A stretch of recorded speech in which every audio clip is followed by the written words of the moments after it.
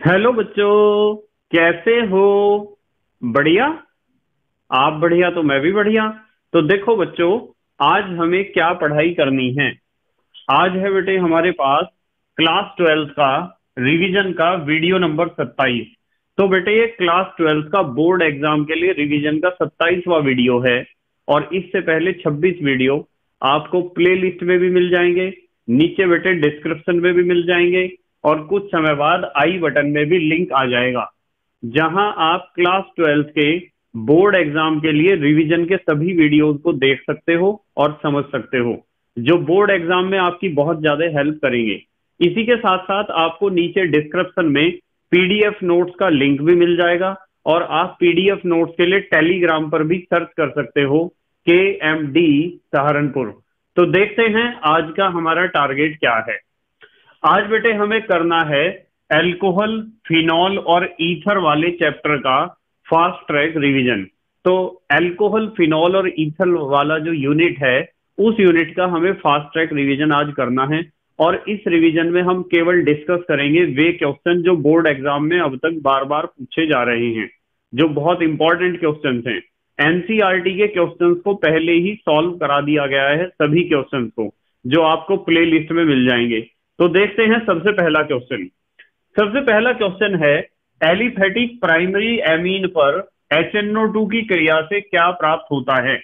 Aliphatic primary amine पर यदि आप नाइट्रस एसिड का रिएक्शन कराते हो तो आपको क्या प्राप्त होता है। बहुत इंपॉर्टेंट क्वेश्चन है। पर आप इस क्वेश्चन से पहले एक बात ध्यान से समझो कि आपको जब पढ़ाई करनी है चैनल से तो दो बातों का ध्यान रखना चाहिए। सबसे पहले तो एक बात का ध्यान ये रखना चाहिए कि यदि आप किसी भी चैप्टर को पढ़ते हो तो आपको प्ले लिस्ट के अनुसार, किसी भी यूनिट को पढ़ते हो तो आपको प्ले लिस्ट के अनुसार ही पढ़ना चाहिए। आप किसी चैप्टर को या किसी यूनिट को पढ़ना चाहते हो तो आप चैनल के होम पेज पर भी जा सकते हो और प्ले लिस्ट में भी जा सकते हो। वहां पर आपको प्ले लिस्ट मिल जाएगी हर एक यूनिट की, और किसी भी यूनिट को पढ़ना है तो प्ले लिस्ट के अनुसार पढ़ो। पहली बात तो यह ध्यान रखनी है। और दूसरी बात यह ध्यान रखनी है कि आप जिस भी वीडियो को देखते हो तो उस वीडियो का प्लेबैक स्पीड अपने अकॉर्डिंग आपको एडजस्ट कर लेना चाहिए। प्लेबैक स्पीड का आपको ऑप्शन मिलता है। अब देखते हैं पहला क्वेश्चन। देखो, एलिफेटिक प्राथमिक एमीन पर HNO2 की क्रिया से क्या प्राप्त होता है। देखो, प्राथमिक एमीन कैसा होता है, RNH2। जब इसके ऊपर आप HNO2 का रिएक्शन कराते हैं, तो मैंने आपको HNO2 का रिएक्शन प्राथमिक एमीन के ऊपर कराना सिखा रखा है। HNO2 का रिएक्शन ऐसे कराते हैं, ये बॉन्ड टूट जाएगा, ये बॉन्ड। HNO2 को हम लिख सकते हैं OHNO। देखो HNO2 ही तो है, OHNO। तो ये क्या बना, ROH, यानी एक तो बना है एल्कोहल। ये कौन सी गैस निकली है, N2S। और यहाँ क्या बना है, जल। तो जब एलिफेटिक प्राइमरी अमीन पर नाइट्रस एसिड का रिएक्शन करते हैं तो हमें अल्कोहल प्राप्त होता है, नाइट्रोजन गैस निकलती है और जल साथ में प्राप्त होता है साइड प्रोडक्ट के फॉर्म में। अब देखते हैं दूसरा क्वेश्चन। ल्यूकास अभिकर्मक किसकी पहचान में प्रयुक्त होता है। सबको याद होना चाहिए, प्राइमरी, सेकेंडरी, टर्सरी अल्कोहल की पहचान में प्रयुक्त होता है ल्यूकास अभिकर्मक। तीसरा क्वेश्चन, ल्यूकास अभिकर्मक क्या होता है, ये भी सबके याद होना चाहिए।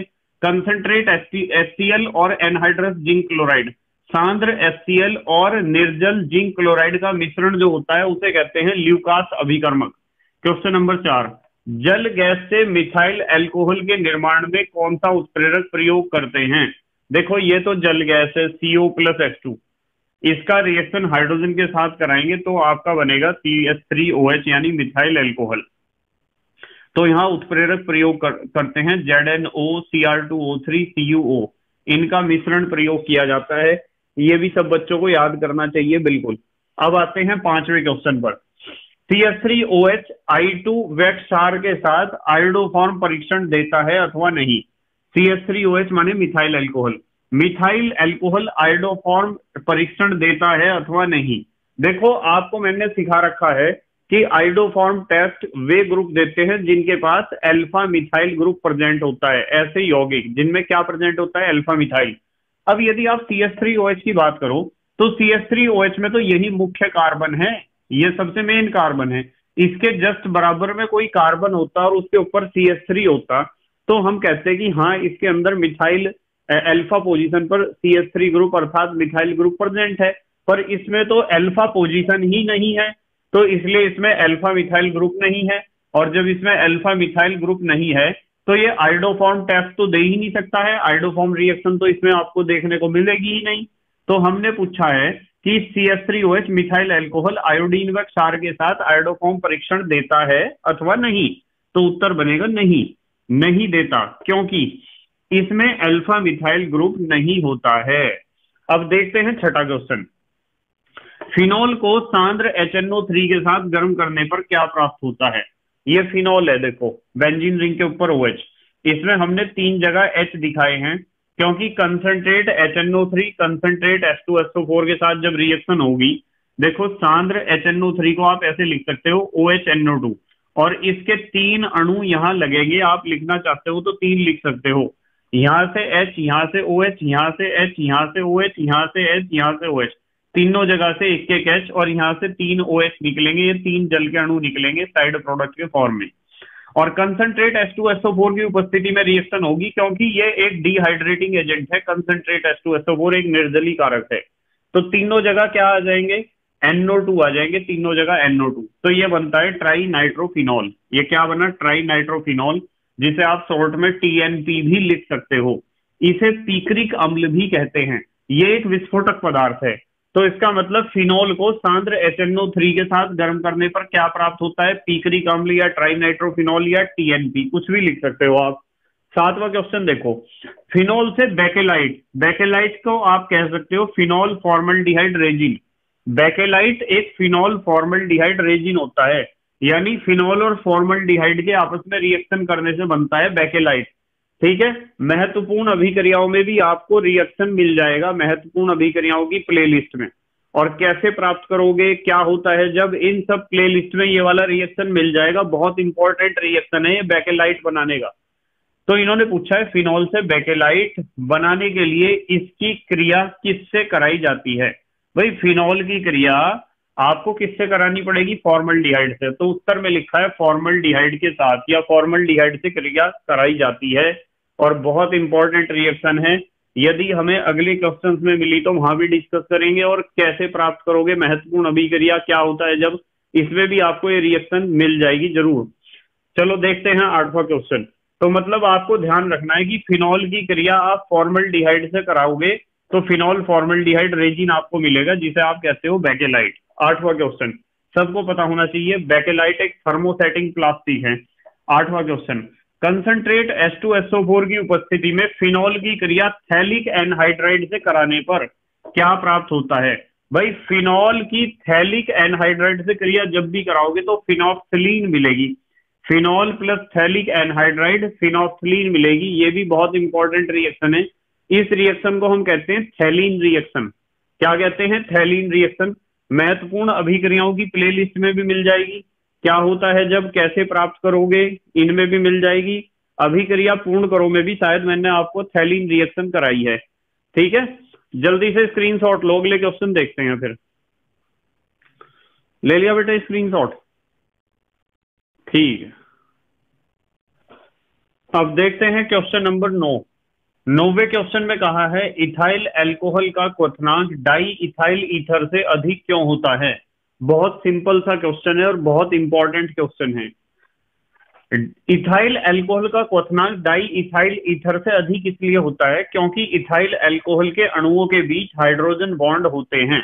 जो इथाइल अल्कोहल के अणु होते हैं वे आपस में जुड़े होते हैं हाइड्रोजन बॉन्ड के द्वारा, और हाइड्रोजन बॉन्ड के द्वारा जुड़े होने के कारण उनमें एक यूनिटी, एक एकता डेवलप होती है, जिसके कारण वे आसानी से वाष्पित नहीं हो पाते हैं।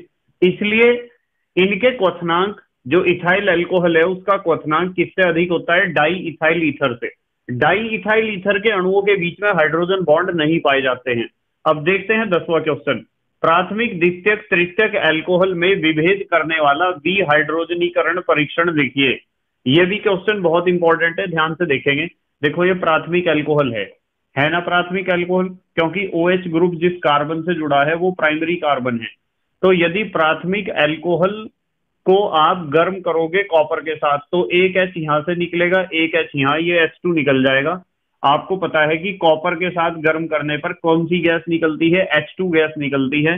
इसलिए इस अभिक्रिया को हम कहते हैं विहाइड्रोजनीकरण। क्योंकि हाइड्रोजन गैस निकलती है। इंग्लिश में आप इसे कह सकते हो डिहाइड्रोजिनेशन। ठीक है, तो प्राथमिक अल्कोहल को कॉपर के साथ गर्म करा, एक एच यहां से निकला, एक एच यहां से निकला, H2 निकल गया है। मेन प्रोडक्ट बनेगा RCHO, RCHO यानी एल्डिहाइड। तो प्राथमिक अल्कोहल को कॉपर के साथ गर्म करने पर एल्डिहाइड बनता है। ये हमारे पास है सेकेंडरी अल्कोहल। OH ग्रुप जिस कार्बन से अटैच है वो सेकेंडरी कार्बन है, क्योंकि ये दो कार्बन से डायरेक्टली अटैच है, एक तो इस कार्बन से, एक तो इस कार्बन से। तो सेकेंडरी अल्कोहल को कॉपर के साथ जब हम गर्म करते हैं तो एक एच यहां से निकलता है, एक एच यहां से निकल जाता है, ये H2 गैस निकल जाती है और यहां बनता है C डबल बॉन्ड O यानी कीटोन ग्रुप, RCOR। इसे आप या करके ऐसे भी लिख सकते हो RCOR, चाहे ऐसे लिखो या ऐसे लिखो, एक ही बात है। तो कीटोन बनता है। प्राइमरी अल्कोहल से क्या बना? एल्डिहाइड। सेकेंडरी अल्कोहल से क्या बना? कीटोन। यदि आप टर्सरी अल्कोहल लेते हो, देखो OH ग्रुप जिस कार्बन से जुड़ा है वो कार्बन डायरेक्टली तीन कार्बन से अटैच है, इसलिए हम इसे कह सकते हैं टर्सरी अल्कोहल। यदि आप टर्सरी अल्कोहल को कॉपर के साथ गर्म करते हो तो यहां से H2 गैस नहीं निकलती है, यहां से निकलता है पानी या जल। क्या निकलता है? जल निकलता है या पानी। देखो यहां से OH और यहां से H, ये H यहां से भी और यहां से भी और यहां से भी, कहीं से भी निकल सकता है। तो हमने साथ में निकाला है साइड प्रोडक्ट H2O। इस अभिक्रिया को हमने कहा है निर्जलीकरण। ये विहाइड्रोजनीकरण था, ये भी विहाइड्रोजनीकरण था, ये निर्जलीकरण है। तो यहां से ये OH हट जाएगा, ये हटा दिया हमने, और यहां नीचे बचेगा हमारे पास CH2 और एक संयोजकता इस कार्बन की घटी है OH निकलने के कारण, एक संयोजकता इस कार्बन की घटी है H निकलने के कारण, इसलिए इन दोनों कार्बन के बीच में डबल बॉन्ड आ जाएगा संयोजकता पूरी करने के लिए। ये क्या है? एल्कीन, डबल बॉन्डेड हाइड्रोकार्बन है। तो ये अंतर है कि प्राइमरी अल्कोहल से तो आपको मिलता है एल्डिहाइड, सेकेंडरी अल्कोहल से आपको कीटोन मिलता है, टर्सरी अल्कोहल से आपको एल्कीन मिलती है। तो ये होता है प्राइमरी सेकेंडरी टर्सरी अल्कोहल में विभेद करने वाला विहाइड्रोजनीकरण परीक्षण। ठीक है, अब देखते हैं 11वां क्वेश्चन। 11वें क्वेश्चन में कहा है अल्कोहल का जलीय विलयन विद्युत का कुचालक होता है, क्यों? भाई विद्युत का कुचालक इसलिए होता है क्योंकि उसमें मुक्त आयन नहीं पाए जाते हैं, और मुक्त आयन इसलिए नहीं पाए जाते हैं क्योंकि अल्कोहल के बीच में होते हैं सह संयोजक बंध, और जो आयनों में नहीं टूटने देते हैं और आयन नहीं होते हैं, भाई जहां भी जिस भी विलयन में मुक्त आयन होंगे केवल वही तो विलयन विद्युत का सुचालक होगा, क्योंकि मुक्त आयन मुक्त इलेक्ट्रॉनों की भांति व्यवहार करते हैं, आवेश को एक स्थान से दूसरे स्थान तक ले जाने का कार्य करते हैं। जबकि अल्कोहल का जलीय विलयन विद्युत का कुचालक होता है, क्यों? क्योंकि इसमें मुक्त आयन नहीं पाए जाते हैं। जिसमें मुक्त आयन नहीं है वो विद्युत का कुचालक ही होगा। 12वां क्वेश्चन, सौंदर्य प्रसाधनों में कौन से अल्कोहल का प्रयोग किया जाता है, वह क्यों? बहुत बढ़िया क्वेश्चन है। इथाइल अल्कोहल का या एथिल अल्कोहल का, C2H5OH का क्यों किया जाता है? यह अच्छा विलायक है, यह उदासीन प्रकृति का है, यानी ना तो एसिडिक है, ना तो बेसिक है, ना तो अम्ल है, ना तो क्षार है। वह अविषैला होता है और पॉइजनस भी नहीं है, विषैला भी नहीं है। अब आते हैं 13वें क्वेश्चन पे।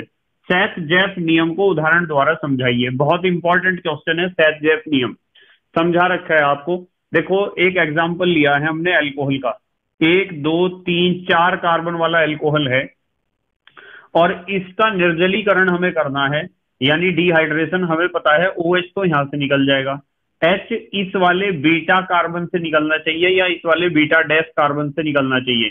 तो सेथ-जेफ ने बताया कि जब भी हाइड्रोजन एटम निकालना हो तो आपको देखना होता है कि हाइड्रोजन एटम उस कार्बन से निकलता है जिस कार्बन पर हाइड्रोजन परमाणुओं की संख्या कम होती है। इस कार्बन पर हाइड्रोजन परमाणुओं की संख्या कितनी है? 2। इस कार्बन पर हाइड्रोजन परमाणुओं की संख्या कितनी है? 3। तो हाइड्रोजन यहां से निकलेगा, यानी कि यहां तो बनेगा CH और यहां बनेगा CH। तो CH और CH के बीच डबल बॉन्ड आ जाएगा, तो ये वाला प्रोडक्ट ज्यादा मात्रा में आपको बनेगा, मेन प्रोडक्ट आपको यही वाला मिलेगा। जबकि यहां से भी H और यहां से OH निकलेगा, पर बहुत कम परसेंटेज में ये प्रोडक्ट बनेगा जिसमें इस कार्बन और इस कार्बन के बीच डबल बॉन्ड आएगा। तो ये H2O निकल गया है, तो यहां से हम निकाल लेंगे H, यहां से OH, तो ये बनेगा प्रोडक्ट मुख्य उत्पाद। और यदि यहां से H और यहां से OH निकालना तो ये प्रोडक्ट बनेगा जो बहुत कम मात्रा में बनेगा, ठीक है, जिसे आप गौण उत्पाद भी कह सकते हो। तो ध्यान रखना है सेथ-जेफ का नियम जब कार्य करता है, जैसे आपको H2O निकालना है या HX निकालना है, तो H2 और HX में आप यूं देखते हो कि जो ऋणायन निकलता है ना, जैसे यहाँ निकला है OH नेगेटिव तो H पॉजिटिव, जैसे यहाँ निकलेगा X नेगेटिव तो इसके साथ निकलेगा H पॉजिटिव, तो H पॉजिटिव यानी हाइड्रोजन परमाणु वहां से निकलेगा जिस कार्बन पर हाइड्रोजन परमाणुओं की संख्या कम होगी। तो यहाँ थोड़ा सा आप लिख सकते हो निराकरण या विलोपन अभिक्रियाओं, जैसे डिहाइड्रेशन, डिहाइड्रोहेलोजिनेशन, ये तो है निर्जलीकरण, ये है विहाइड्रोहेलोजिनेशन आदि में हाइड्रोजन परमाणु उस बीटा कार्बन से निकलता है। देखो ये अल्फा कार्बन है, ये बीटा, ये भी तो बीटा है, इसे बीटा कह दिया, इसे बीटा डे। उस बीटा कार्बन से निकलता है जिस पर हाइड्रोजन परमाणुओं की संख्या कम होती है। यहाँ हाइड्रोजन परमाणु 2 है, यहाँ 3 है, तो यहाँ से निकलेगा हाइड्रोजन। मेन प्रोडक्ट वो बनेगा जिसमें यहाँ से हाइड्रोजन और यहाँ से OH निकल रहा होगा। ठीक है, जल्दी से स्क्रीनशॉट लो, अगले क्वेश्चन देखते हैं जो बहुत इंपॉर्टेंट क्वेश्चन है। ले लिया बेटे स्क्रीनशॉट? ठीक है, अब देखते हैं क्वेश्चन नंबर 14। 14वें क्वेश्चन में कहा है बेंजीन कंसंट्रेट H2SO4 व NaOH से फिनॉल का निर्माण कीजिए। ये 3 चीज हमें दे रखी हैं, इनसे हमें बनाना है फिनॉल। तो सबसे पहले आप बेंजीन लोगे और बेंजीन के ऊपर रिएक्शन कराओगे सांद्र H2SO4 की, यानी आप कराओगे सल्फोनीकरण। तो सल्फोनीकरण में जो सांद्र सल्फ्यूरिक अम्ल H2SO4 हम लिखते हैं वो इस तरह लिखते हैं OHSO3H। तो यहाँ से H, यहाँ से OH निकल जाएगा H2O, और ये SO3H आ जाएगा इस H के जगह, तो ये बन जाएगा बेंजीन सल्फोनिक एसिड। SO3H आ गया है H के जगह, तो बेंजीन सल्फोनिक एसिड पे हम रिएक्शन कराएंगे NaOH की। NaOH की रिएक्शन कराने से क्या होगा कि यहाँ से तो SO3 और यहाँ से क्या होगा, ये H2, H और H, तो H2SO3 निकल जाएगा और टॉप पर आ जाएगा ONa। अब इसका रिएक्शन हम करा देंगे डाइल्यूट HCl से, यहाँ से Na और यहाँ से Cl, NaCl निकल जाएगा और H आ जाएगा O के पास, और हमारे पास बन जाएगा बेंजीन रिंग के टॉप पर OH यानी फिनॉल। तो इस तरीके से आप बेंजीन कंसंट्रेट H2SO4 और NaOH इन तीनों की सहायता से फिनॉल बना सकते हो। अब आते हैं 15वें क्वेश्चन पर। फिनॉल बनाने की किसी एक विधि का वर्णन कीजिए। ये ऊपर फिनॉल बनाने की ही एक विधि है, पर हम सिंपल सी विधि का प्रयोग करेंगे। वैसे फिनॉल बनाने की बहुत सारी विधियां मैंने आपको सिखा रखी हैं। यह आपके पास क्या है, सैलिसाइलिक एसिड है, यानी कि बेंजीन रिंग के टॉप पर OH है और यहाँ COOH है, सैलिसाइलिक एसिड है। इसका रिएक्शन आप सोडा लाइम के साथ कराओगे, NaOH और CaO के साथ। तो यहाँ से इतना निकल जाएगा, ये क्या निकला है, NaHCO3, NaHCO3 साइड प्रोडक्ट, और यहाँ इस जगह पर क्या आ जाएगा, H। तो ये H तो चाहे आप लिखो या ना लिखो, आपको पता है यहाँ भी H है, यहाँ भी H है, हर जगह H है। तो हमें पता है बेंजीन रिंग के ऊपर टॉप पे क्या जुड़ा है, OH, तो ये क्या है, फिनॉल। तो आपको सैलिसाइलिक एसिड का सोडा लाइम से क्रिया कराना है। ठीक है, इस अभिक्रिया को वी कार्बोक्सिलीकरण या डी कार्बोक्सिलेशन भी कहते हैं। जब आप सोडा लाइम से क्रिया कराते हो तो कार्बोनेट निकलता है ना, तो इसलिए इसे कहते हैं वी कार्बोक्सिलीकरण। अब 16वें क्वेश्चन पर आते हैं। फिनॉल का लीबरमान अभिक्रिया द्वारा परीक्षण लिखिए, या इसे लीबरमान नाइट्रोसो परीक्षण भी कहते हैं। बहुत सिंपल सा टेस्ट है। देखो क्या करना होता है, आप फिनॉल लो और फिनॉल में किस चीज का रिएक्शन कराओ, फिनॉल में मिलाओ आप NaNO2 और कंसंट्रेट H2SO4। इसे मिलाने से क्या होता है कि विलयन का रंग नीला या हरा हो जाता है। अब यदि इसमें आप पानी मिलाते हो तो ये नीला या हरा रंग हो जाता है लाल रंग, यानी तनुता करने पर, तनुता इसकी बढ़ाओगे, पानी मिलाकर इसकी तनुता बढ़ाओगे तो ये नीला या हरा रंग जो भी कलर है वो रेड कलर में कन्वर्ट हो जाएगा। फिर उसे यदि आप NaOH द्वारा क्षारीय करोगे, यानी उस विलयन में NaOH की कुछ मात्रा मिलाओगे, तो वो रेड कलर फिर दोबारा से नीला या हरा हो जाएगा। इस परीक्षण को कहते हैं लीबरमान नाइट्रोसो परीक्षण या लीबरमान अभिक्रिया। ये सबको याद होना चाहिए, बिल्कुल बहुत इंपॉर्टेंट क्वेश्चन है। अब आते हैं 17वें क्वेश्चन पर। फिनॉल अम्लीय गुण क्यों प्रदर्शित करता है? बहुत इंपॉर्टेंट क्वेश्चन है।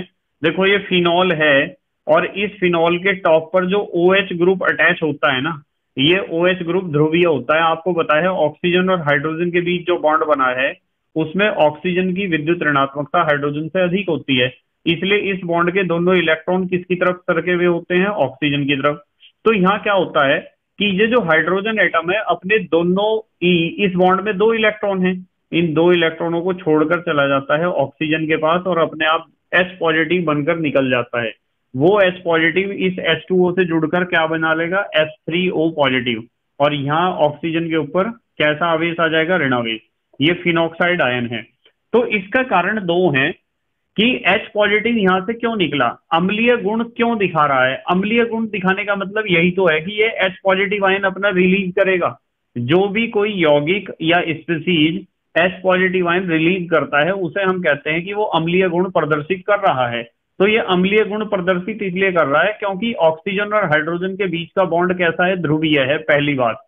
दूसरी बात कि ये जो आपका बेंजीन रिंग है ना, इस बेंजीन रिंग में क्या होगा, अनुनाद, और अनुनाद के लिए इसे क्या चाहिए, इलेक्ट्रॉन पेयर। और इलेक्ट्रॉन पेयर कहां से मिलेगा, ऑक्सीजन से। ऑक्सीजन किससे छीनेगा इलेक्ट्रॉन पेयर, हाइड्रोजन से। हाइड्रोजन से लेके इधर जाएगा और वो इलेक्ट्रॉन पेयर रोटेट करेगा इसके अंदर। तो इसलिए यहाँ दो रीजन है। पहला रीजन तो ये है कि जो आपका फिनॉल है वो अम्लीय गुण क्यों प्रदर्शित करता है, पहला रीजन तो यह है ध्रुवीय OH ग्रुप के कारण। और दूसरा रीजन है फिनॉक्साइड आयन के अनुनाद स्थायीकरण के कारण। जो फिनॉक्साइड आयन ये बना है ना, इसमें अनुनाद होता है जिसकी वजह से ये स्टेबिलिटी इसके अंदर आती है, स्थायीकरण आता है। ठीक है, तो दो कारण लिख के आने हैं आपको।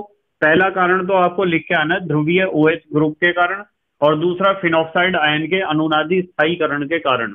अब देखते हैं 18वां क्वेश्चन। फ्रीडल क्राफ्ट अभिक्रिया को उदाहरण सहित समझाइए। ये तो आपने पढ़ी रखी है, फ्रीडल क्राफ्ट एल्काइलीकरण, फ्रीडल क्राफ्ट एसाइलीकरण। तो एल्काइलीकरण ली है, फिनॉल ही ले लो, क्योंकि एल्कोहल, फिनॉल और ईथर वाला हमारा चैप्टर है, फिनॉल है। इस फिनॉल पर हमें रिएक्शन करानी है CH3Cl की निर्जल AlCl3 की उपस्थिति में। आपको पता है या तो यहां से HCl निकलेगा या तो यहां से। यदि यहां से निकला तो CH3 यहां जुड़ जाएगा, और यहां से निकला तो CH3 यहां जुड़ जाएगा।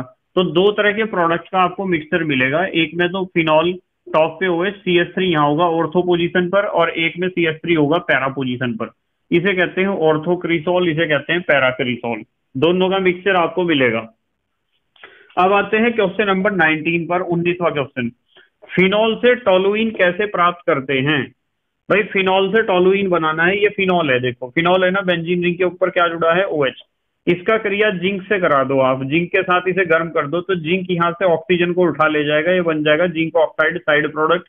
और यहाँ बेंजीन रिंग के ऊपर H है, बेंजीन रिंग के ऊपर H है तो मतलब बेंजीन ही तो है ये। अब बेंजीन के ऊपर आप क्या करो, फ्रीडल क्राफ्ट एल्काइलीकरण कर दो, यानी CH3Cl से रिएक्शन करा दो निर्जल AlCl3 की उपस्थिति में। आपको पता है यहाँ से H, यहाँ से Cl, HCl निकल जाएगा, और बेंजीन रिंग के टॉप पे क्या जुड़ जाएगा, CH3। ये बेंजीन रिंग के टॉप पर जब CH3 जुड़ा होता है या किसी एक कार्बन पर CH3 जुड़ा होता है तो इसे ही तो कहते हैं टोलुइन। क्या कहते हैं इसे, टोलुइन। जल्दी से स्क्रीनशॉट लो, फिर अगले क्वेश्चन देखते हैं जो इंपॉर्टेंट क्वेश्चन है बोर्ड एग्जाम के लिए। ले लिया बेटा स्क्रीनशॉट, ठीक है। अब देखते हैं क्वेश्चन नंबर 20। 20वें क्वेश्चन में कहा है प्रोपेन 1 ऑल का क्षारीय KMnO4 के साथ ऑक्सीकरण कराओ। बहुत इंपॉर्टेंट क्वेश्चन है। देखो प्रोपेन 1 ऑल है, यानी 3 कार्बन वाला एक एल्कोहल। जब इसका क्षारीय KMnO4 से आप ऑक्सीकरण करोगे तो आपको पता है एल्कोहल का ऑक्सीडेशन किस में होता है, एल्डिहाइड में, और एल्डिहाइड का ऑक्सीडेशन होता है कार्बोक्सिलिक एसिड में। तो जब आप ऑक्सीजन, नवजात ऑक्सीजन से इसकी क्रिया कराते हो तो एक H यहां से उठेगा और एक H यहां से, HHO, तो H2O निकल जाएगा। जब यहां से एक H उठेगा तो क्या बचेगा, यहाँ एक H बचेगा क्योंकि दो H हैं, CHO, तो CH3CH2CHO, ये बना है CH3CH2CHO एल्डिहाइड। ठीक है, ये था प्रोपेनॉल और ये है प्रोपेनल। ठीक है, क्या है, प्रोपेनल है, 3 कार्बन वाला एल्डिहाइड। IUPAC नाम क्या बनेगा इसका, प्रोपेनल। उसके बाद यदि आप इस एल्डिहाइड का भी ऑक्सीडेशन करते हो क्षारीय KMnO4 से, तो आपको पता है एल्डिहाइड में क्या होता है, ऑक्सीजन सीधा जुड़ जाता है, नवजात ऑक्सीजन, और ये बन जाएगा आपका 3 कार्बन वाला कार्बोक्सिलिक एसिड, यानी 1 2 3 कार्बन वाला कार्बोक्सिलिक एसिड, जिसे आप कह सकते हो प्रोपेनोइक एसिड। क्या कह सकते हो, प्रोपेनोइक एसिड। तो ये बहुत इंपॉर्टेंट रिएक्शन है, पक्की करके जानी है आपको कि एल्कोहल का ऑक्सीडेशन करा एल्डिहाइड, एल्डिहाइड का ऑक्सीडेशन करा तो कार्बोक्सिलिक एसिड। अब 21वां क्वेश्चन देखो, ब्रोमीन की कार्बन डाइसल्फाइड में फिनॉल के साथ अभिक्रिया कराओ। बहुत सिंपल सा रिएक्शन है, ये फिनॉल है, ऑर्थो पैरा पोजीशन को हमने H से दिखाया है क्योंकि OH group ortho para director है। इसकी ब्रोमीन से रिएक्शन करानी है Br2 से, कार्बन डाई सल्फाइड विलायक या फिर माध्यम की उपस्थिति में। तो या तो यहां से HBr निकलेगा या तो यहां से HBr निकलेगा। ये Br या तो यहां जुड़ेगा या तो यहां। तो एक तो प्रोडक्ट ये बनेगा ऑर्थोब्रोमोफिनॉल और एक प्रोडक्ट ये बनेगा पैराब्रोमोफिनॉल। इन दोनों का मिक्सचर मिलेगा हमें। अब देखते हैं 22वां क्वेश्चन। उदाहरण देकर समझाइए कि ईथर लुईस बेस के समान व्यवहार करता है। भाई आपको पता है लुईस बेस या लुईस अक्सार कहते हैं जो इलेक्ट्रॉन के जोड़े को डोनेट करता हो उपसह संयोजक बंध द्वारा और अम्लों के साथ क्रिया करके ऑक्सोनियम लवण बनाता है। देखो ये हमारे पास क्या है, डाई इथाइल ईथर है। इसकी कंसंट्रेट HCl से जब आप क्रिया कराते हो तो H यहाँ आ जाता है, H पॉजिटिव आयन यहाँ जुड़ने के लिए आ जाता है। ये H पॉजिटिव आयन है जिसके पास एक भी इलेक्ट्रॉन नहीं है। पर ऑक्सीजन के पास कितने इलेक्ट्रॉन होते हैं? ऑक्सीजन के पास होते हैं 6 इलेक्ट्रॉन और 2 इसने बॉन्ड बनाए हैं, तो कितने हुए हैं? 8। इसका अष्टक कंप्लीट है और H पॉजिटिव, देखो ये पूरे को ब्रैकेट में बंद करके इसके ऊपर पॉजिटिव चार्ज इसलिए लगाया क्योंकि यहाँ H पॉजिटिव आया है और H पॉजिटिव के पास एक भी इलेक्ट्रॉन नहीं है, इसे 2 इलेक्ट्रॉनों की जरूरत है। तो ऑक्सीजन परमाणु उपसह संयोजक बंध द्वारा 2 इलेक्ट्रॉन इसे दे देगा। और जब इस ईथर ने, डाई इथाइल ईथर ने एक इलेक्ट्रॉन का जोड़ा इसे डोनेट किया है, तो इलेक्ट्रॉन का जोड़ा जो डोनेट करता है उसे कहते हैं लुईस अक्सार या लुईस बेस। तो इसलिए यहाँ ईथर लुईस बेस है। और ये जो पूरा लवण बना है जिसमें ईथर है, नीचे H है पॉजिटिव और Cl नेगेटिव, इसे कहते हैं ऑक्सोनियम लवण। क्या कहते हैं? ऑक्सोनियम लवण। तो ये ऑक्सोनियम साल्ट बना है। तो इन्होंने कहा था उदाहरण देकर समझाइए कि ईथर लुईस बेस के समान व्यवहार करता है। भाई ये ईथर है C2H5O C2H5 di ethyl ether. इसने एक इलेक्ट्रॉन का जोड़ा उपसह संयोजक बंध के रूप में H पॉजिटिव को दिया है। जो इलेक्ट्रॉन का जोड़ा डोनेट करता है उपसह संयोजक बंध के रूप में उसे कहते हैं लुईस बेस। ठीक है। और अम्लों से के साथ क्रिया करके ऑक्सोनियम लवण बनाता है। तो इसने HCl के साथ क्रिया करी और ये बना लिया एक ऑक्सोनियम साल्ट। दोनों बातें हमने समझा दी। अब 23वां क्वेश्चन है, प्राथमिक, द्वितीयक व तृतीयक अल्कोहल के निर्जलीकरण का केवल रासायनिक समीकरण लिखिए। ये बहुत इंपॉर्टेंट क्वेश्चन है 23वां क्वेश्चन। देखो प्राथमिक अल्कोहल के यहाँ 3 रिएक्शन है, सेकेंडरी का एक है, टर्सरी का एक है। प्राथमिक अल्कोहल में हमने उदाहरण लिया इथाइल अल्कोहल का। इथाइल अल्कोहल को यदि 100 डिग्री C पर आप कंसंट्रेट H2SO4 के साथ गर्म करते हो तो यहां से H2O निकलता है, ये निकल गया H2O। मेन प्रोडक्ट बनता है 2 कार्बन और साथ में HSO4, CH3CH2HSO4, CH3CH2HSO4, ethyl hydrogen sulphate. ये रिएक्शन कंसंट्रेट H2SO4 के साथ है, ये दूसरी रिएक्शन भी कंसंट्रेट H2SO4 के साथ है, तीसरी भी। पर तीनों में अंतर है कि पहली रिएक्शन में टेम्परेचर 100 डिग्री है, इसमें 140 डिग्री है, इसमें 170 डिग्री है। तो 100 डिग्री C पर यदि आप इथाइल अल्कोहल की सांद्र H2SO4 से रिएक्शन 100 डिग्री C पर कराते हो तो आपको मिलता है इथाइल हाइड्रोजन सल्फेट।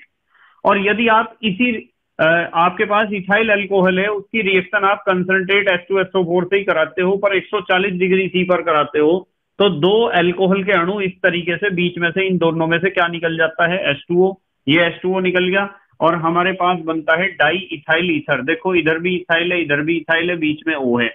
तो डाई इथाइल ईथर बनाने की विधि है ये। डाई इथाइल ईथर बनाना हो तो ऐसे बना सकते हो। और यदि आप इथाइल अल्कोहल को कंसंट्रेट H2SO4 के साथ 170 डिग्री C पर गर्म करते हो तो यहां से H और यहां से OH निकलता है, फिर भी H2O ही निकलता है।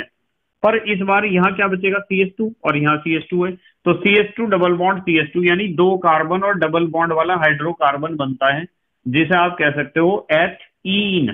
ठीक है, या इथाइलिन। C2H4 है ना, इथाइलिन भी तो आप कह सकते हो, हिंदी में कहते हैं एथिलीन।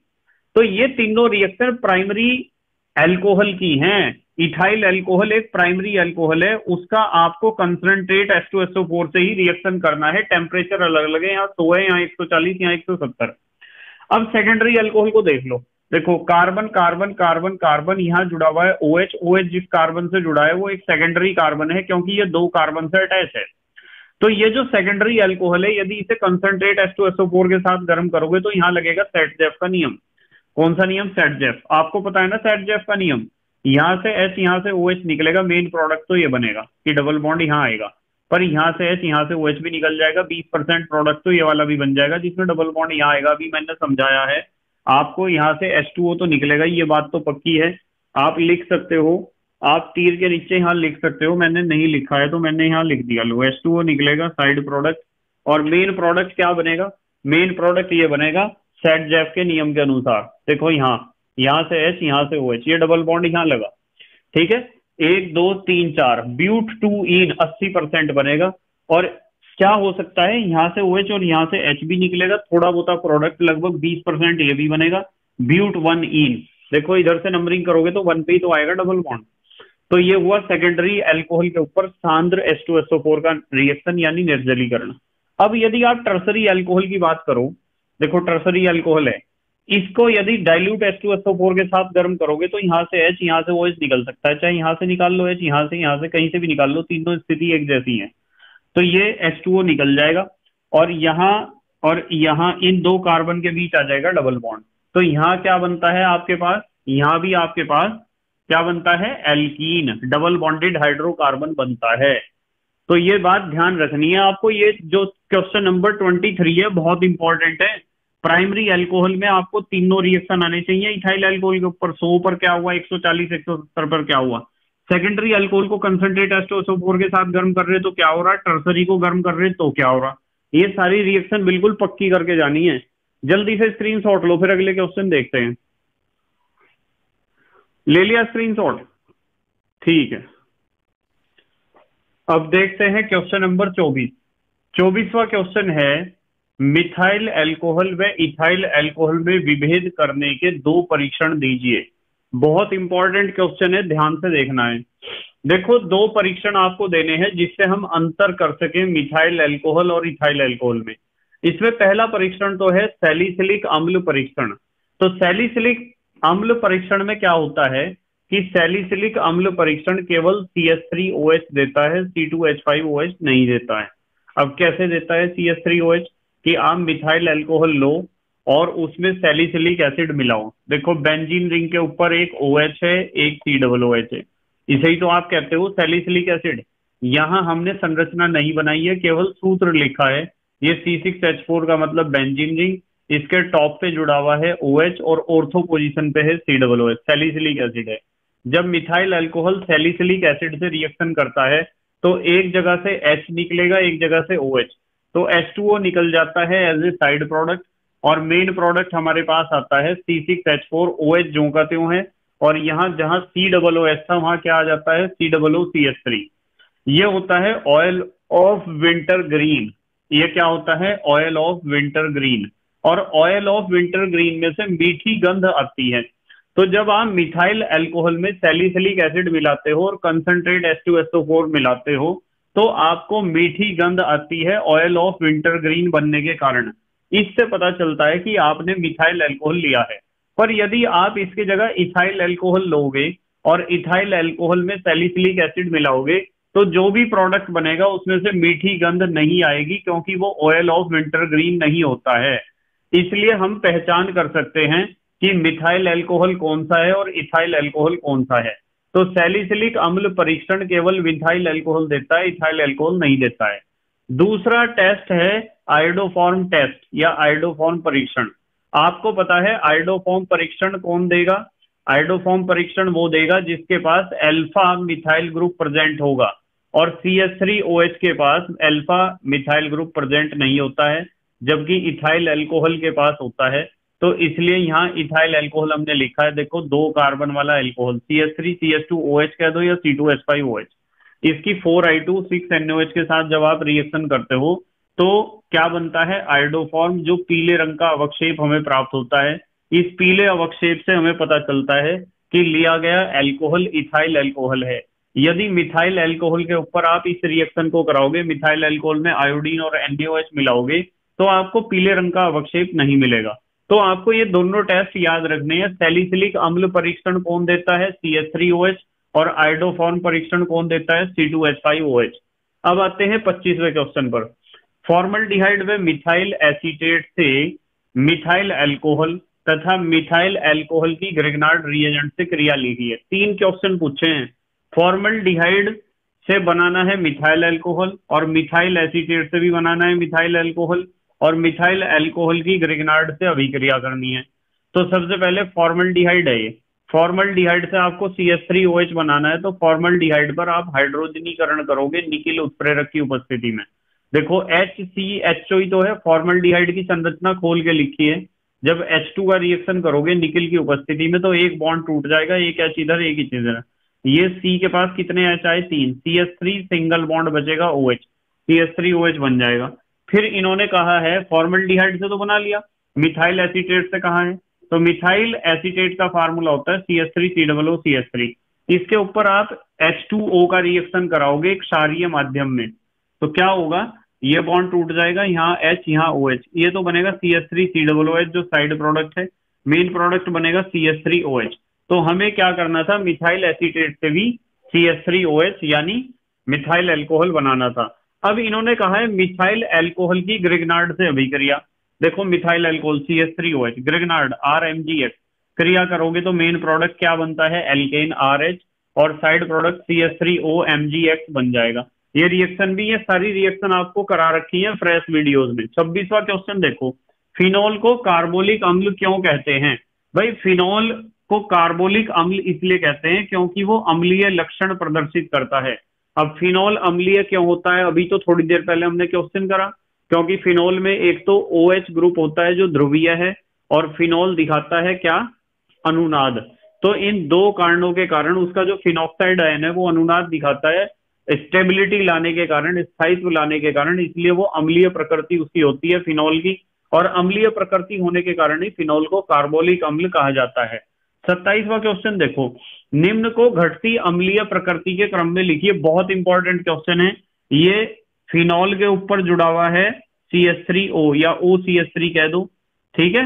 ये फिनोल के ऊपर कौन जुड़ा हुआ है? OCH3। यहाँ फिनोल के ऊपर NO2 जुड़ा है, यहाँ फिनोल के ऊपर कुछ भी नहीं जुड़ा है। तो इन तीनों में सबसे ज्यादा स्ट्रॉन्ग एसिड कौन होगा? आपको पता होना चाहिए। यदि फिनोल के ऊपर कोई इलेक्ट्रॉन अट्रैक्टिंग ग्रुप जुड़ता है ना, जैसे NO2 इलेक्ट्रॉन अट्रैक्टिंग ग्रुप है, तो ये क्या करता है? इस ऑक्सीजन के एक इलेक्ट्रॉन पेयर को अपनी तरफ खींचकर नाभिक में ले आता है, इस न्यूक्लियस में, और घुमाता है अनुनाद आने के कारण, जिससे स्थायित्व बढ़ जाए। तो यदि इसके इलेक्ट्रॉन पेयर को इधर की तरफ खींचने का काम हेल्प कर रहा है ये NO2 ग्रुप, तो उतना जल्दी H पॉजिटिव आयन रिलीज होगा, और जितना जल्दी H पॉजिटिव आयन रिलीज होगा ये कंपाउंड उतना ज्यादा एसिडिक कैरेक्टर शो करेगा। तो बस ये बातें मैंने आपको फ्रेश वीडियोस में सारी सिखा रखी हैं बहुत अच्छे ढंग से। यदि आप अल्कोहल, फिनॉल और ईथर वाला यूनिट का प्लेलिस्ट देखोगे तो उसमें आपको हर एक कंसेप्ट मिल जाएगा बहुत अच्छे तरीके से समझाते हुए।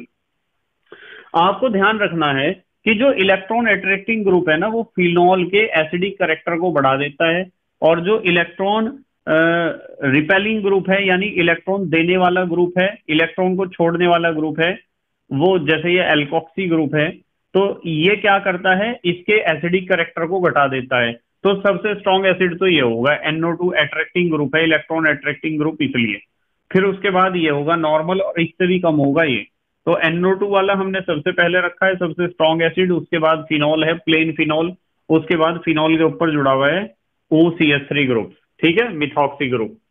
तो ये बात ध्यान रखनी है। सारे क्वेश्चन आपको करा रखे हैं, ये क्वेश्चन बहुत इंपॉर्टेंट है। 28वां क्वेश्चन देखो, फिनॉल साइक्लोहेक्सेनॉल की तुलना में अधिक अम्लीय क्यों होता है? भाई एक तो ये तो साइक्लोहेक्सेनॉल है, देखो इसमें अंदर तो कोई बॉन्ड नहीं है, साइक्लोहेक्सेन के ऊपर OH जुड़ा हुआ, साइक्लोहेक्सेनॉल, और ये फिनॉल। हमने कहा है कि ये ज्यादा स्ट्रॉन्ग एसिड क्यों है इसके कंपैरिजन में, देखो मैं बताता हूँ क्यों है। ये आपके पास साइक्लोहेक्सेनॉल है, जब ये अपना H पॉजिटिव आयन रिलीज करेगा तो क्या बनेगा? इसका ऋणायन बनेगा ऐसा, ठीक है, O के ऊपर नेगेटिव चार्ज। अब यदि आप इसकी और इसकी तुलना करो ना, तो ये कम स्थायी होता है। कम स्थायी क्यों होता है? कम स्थायी इसलिए होता है क्योंकि यहाँ जो है इसमें कोई अनुनाद नहीं है, कोई रेजोनेंस नहीं है, और जबकि ये ज्यादा स्थायी होता है क्योंकि यहाँ कोई आवेश नहीं है, किसी भी उसके ऊपर, किसी भी परमाणु या स्पीशीज के ऊपर आवेश नहीं है, तो ज्यादा स्थायी होगा। जब ये अधिक स्थायी है, साइक्लोहेक्सेनॉल ज्यादा स्थायी है, और H पॉजिटिव छोड़ने के बाद ये कम स्थायी हो जाता है। तो ये अपना H पॉजिटिव क्यों छोड़ेगा?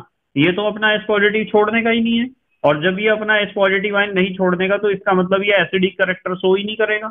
जबकि यदि आप फिनॉल की बात करते हो, फिनॉल क्या करता है, जैसे ही एच पॉजिटिव आयन रिलीज करता है तो एक आयन बनता है ऐसा जिसे आप कहते हो फिनॉक्साइड आयन। तो फिनॉक्साइड आयन में क्या होता है, अनुनाद घूम जाता है बहुत बढ़िया, इसमें रेजोनेंस बहुत ज्यादा दिखाई देता है। और रेजोनेंस होने के कारण, अनुनाद होने के कारण रिंग में क्या होता है कि ये फिनॉक्साइड आयन अधिक स्थायी होता है, ये कम स्थायी है। और एच पॉजिटिव आयन छोड़ते ही यहाँ रेजोनेंस दिखाई देगा, अनुनाद दिखाई देगा, या आप मेसोमेरिक इफेक्ट भी कह सकते हो, वो दिखाई देगा, जिसके कारण, अनुनाद के कारण इसका स्थायित्व बढ़ जाएगा। इसका मतलब ये एक हाइड्रोजन एटम छोड़ने के बाद, एच पॉजिटिव आयन छोड़ने के बाद ज्यादा स्थायी हो जाता है, अधिक स्थायी हो जाता है। किस कारण, अनुनाद के कारण। जब ये अधिक स्थायी हो जाता है तो पक्की बात है कि ये एच पॉजिटिव आयन रिलीज करने का नेचर रखेगा। और जब ये एच पॉजिटिव आयन रिलीज करके ज्यादा स्थायी हो जाएगा तो एच पॉजिटिव आयन रिलीज करने के कारण हम कहेंगे ज्यादा एसिडिक है। ये क्यों छोड़ेगा एच पॉजिटिव आयन और ये क्यों नहीं छोड़ेगा?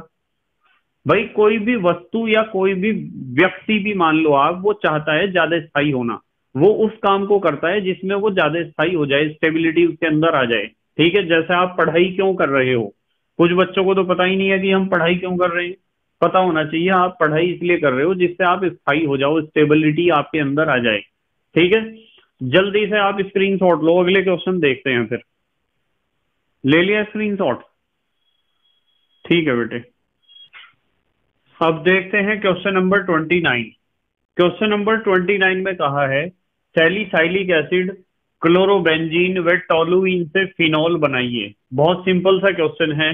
ये सैलिसाइलिक एसिड है, बेंजीन रिंग के टॉप पे OH है, ऑर्थो पोजीशन पे COOH है, इसे कहते हैं सैलिसाइलिक एसिड।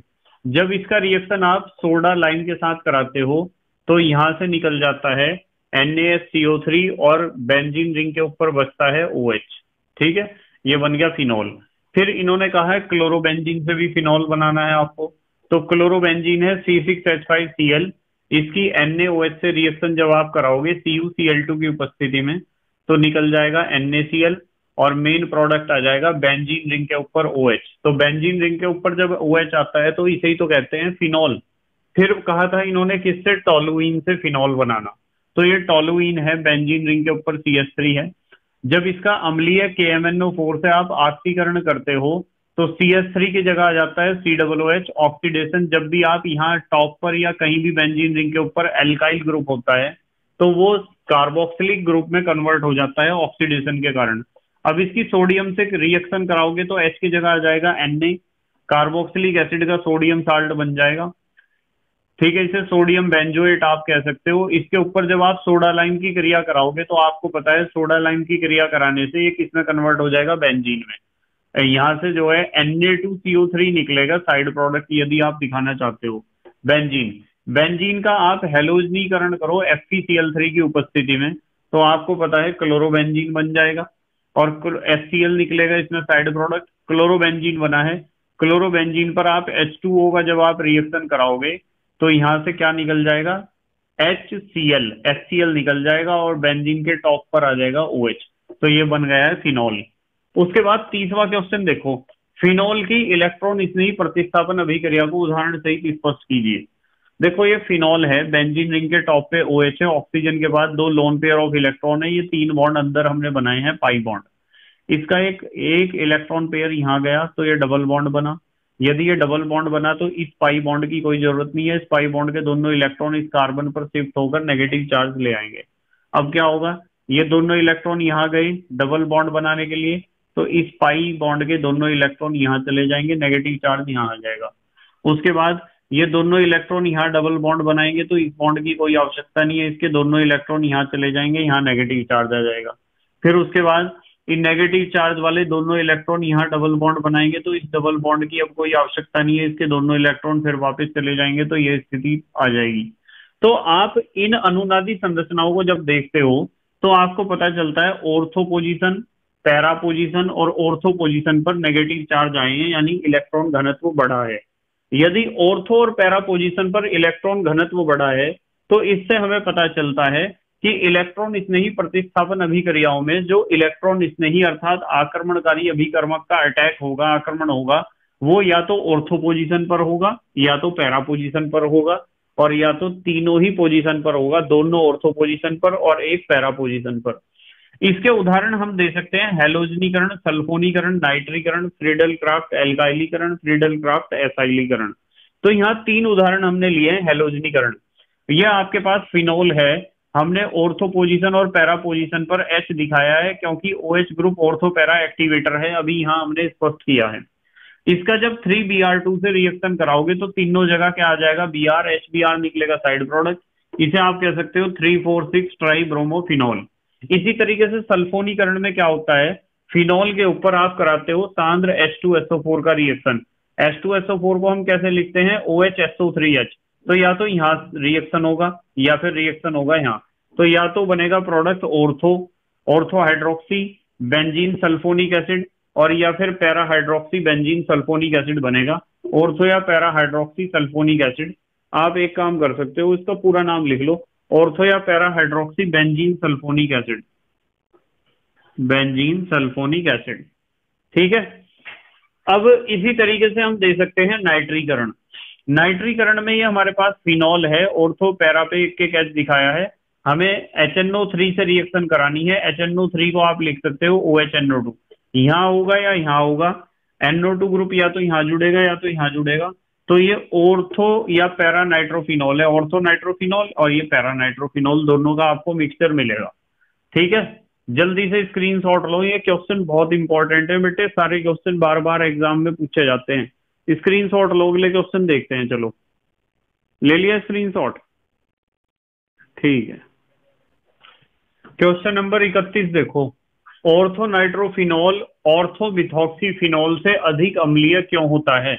बहुत बढ़िया क्वेश्चन है। देखो, ऑर्थो नाइट्रोफिनॉल तो ये है और ये है ऑर्थो मिथॉक्सीफिनॉल।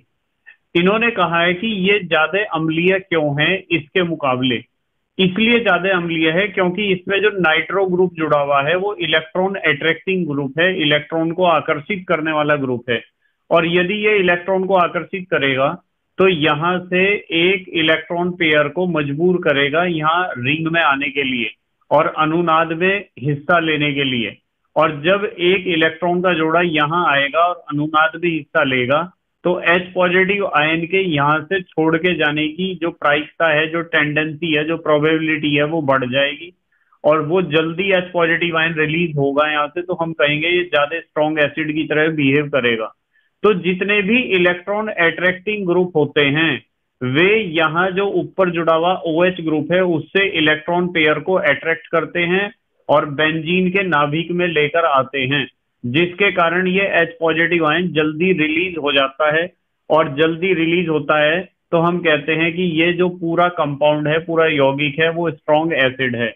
जबकि इलेक्ट्रॉन त्यागने वाले या इलेक्ट्रॉन प्रतिकर्षी समूह, जैसे यहाँ मिथॉक्सी समूह है, इसके आने से क्या होता है, इसके आने से ऑक्सीजन परमाणु पर उपस्थित जो दो लोन पेयर ऑफ इलेक्ट्रॉन्स हैं, इलेक्ट्रॉन के जो दो जोड़े हैं, वो आकर्षित नहीं होते हैं नाभिक की तरफ और अनुनाद में हिस्सा नहीं लेते हैं, जिसके कारण H पॉजिटिव आयन के यहां से छोड़ के जाने की टेंडेंसी घट जाती है।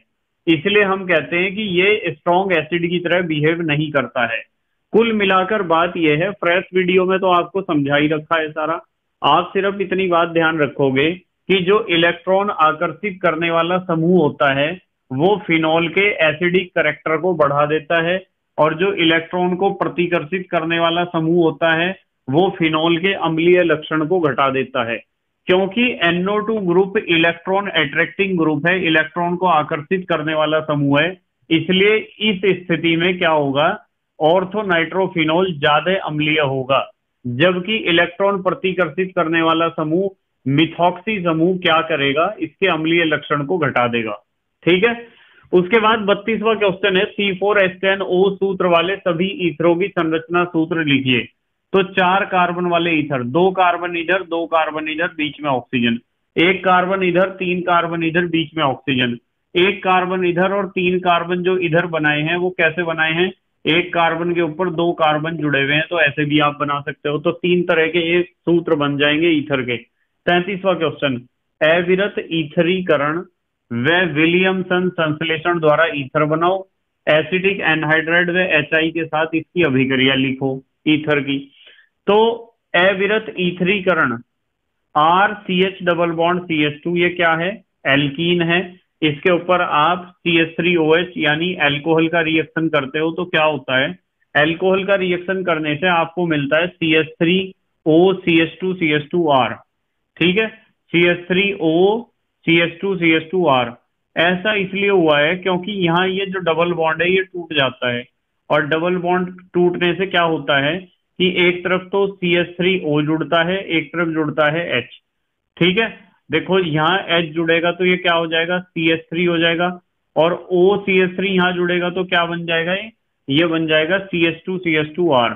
तो CH3O को आप चाहे यहाँ जोड़ दो और फिर CH2CH2R को जोड़ दो, CH3O इधर जुड़ेगा, देखो एक बॉन्ड टूटेगा ना, एक बॉन्ड टूटने से इधर जुड़ेगा CH3O, और यहाँ H बचा है जो, देखो ऐसे समझ सकते हैं, यहाँ कंफ्यूजन हो रहा ना आपको। देखो ये तो बॉन्ड यहाँ से टूटेगा और ये वाला बॉन्ड यहाँ टूटेगा। अब देख लो ध्यान से, ये CH3O वाला ग्रुप तो जुड़ेगा इधर और H जुड़ेगा इधर, तो CH3O, उसके बाद CH2, फिर ये क्या बन जाएगा, H जुड़ा है यहाँ CH2R।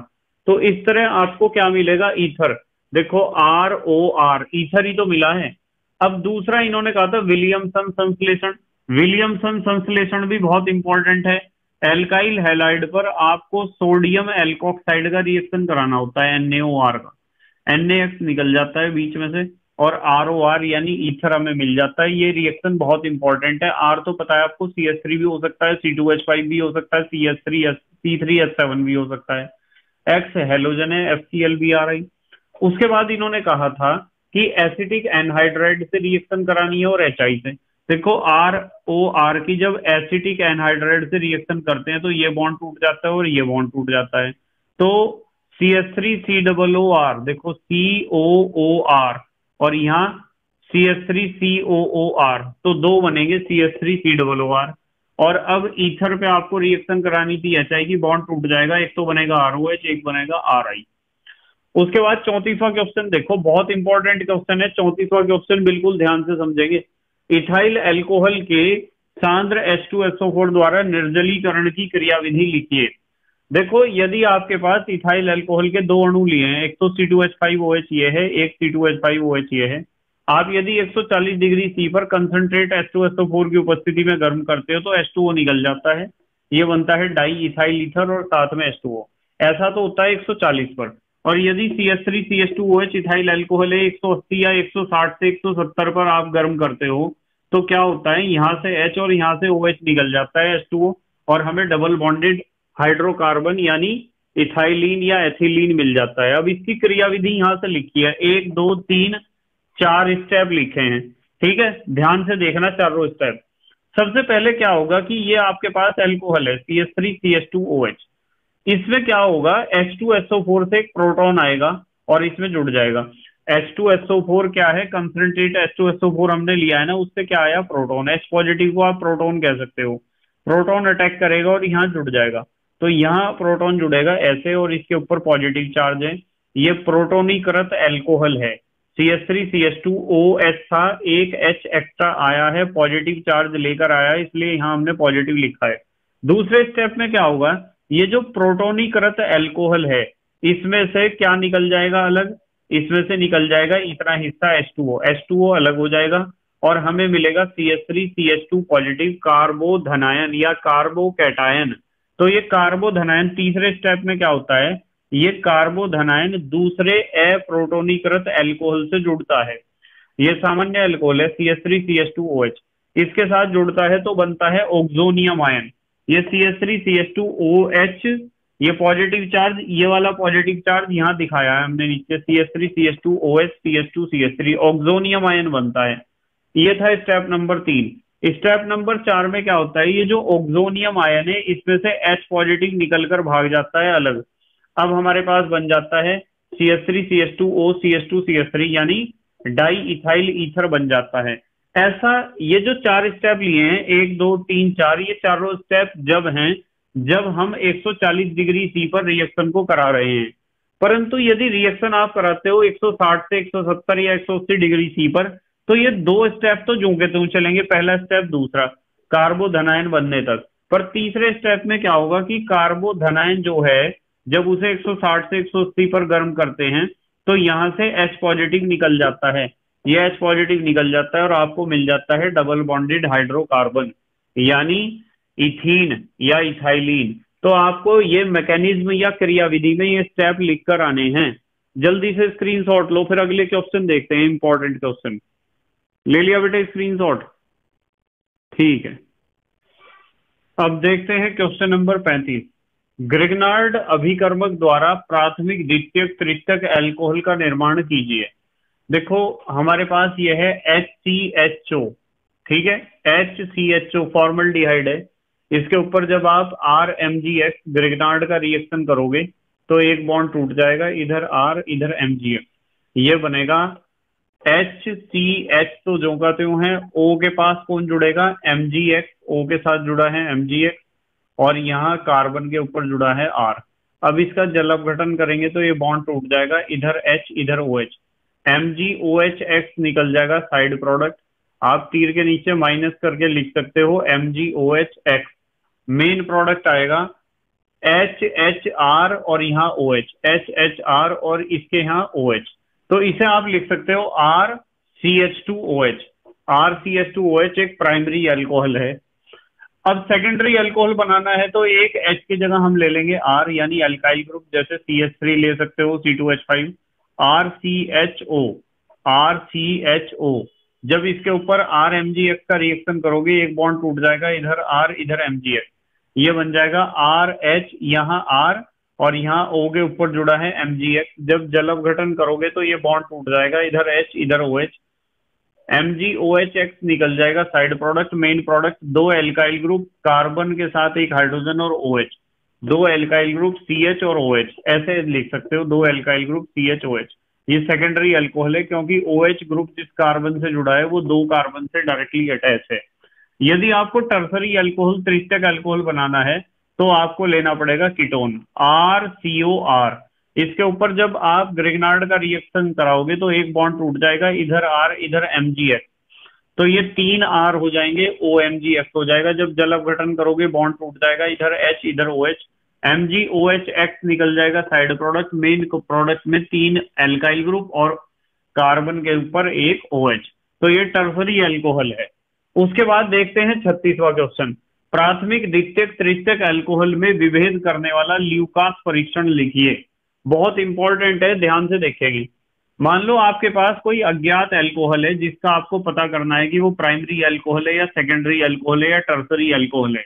उस अज्ञात अल्कोहल में आप ल्यूकास अभिकर्मक मिलाओगे, यानी निर्जल जिंक क्लोराइड और कंसंट्रेट HCl 1:1 के अनुपात में कमरे के ताप पर मिलाओगे। तो यदि तुरंत धुंधलापन आपको विलयन में नजर आता है तो समझ जाओ टर्सरी अल्कोहल है। यदि 5 मिनट बाद धुंधलापन नजर आता है तो समझ जाओ सेकेंडरी अल्कोहल है। और यदि सामान्य ताप पर यानी कमरे के ताप पर धुंधलापन नजर नहीं आता है, गर्म करने पर धुंधलापन नजर आ जाता है, तो समझो कि वो प्राइमरी अल्कोहल है।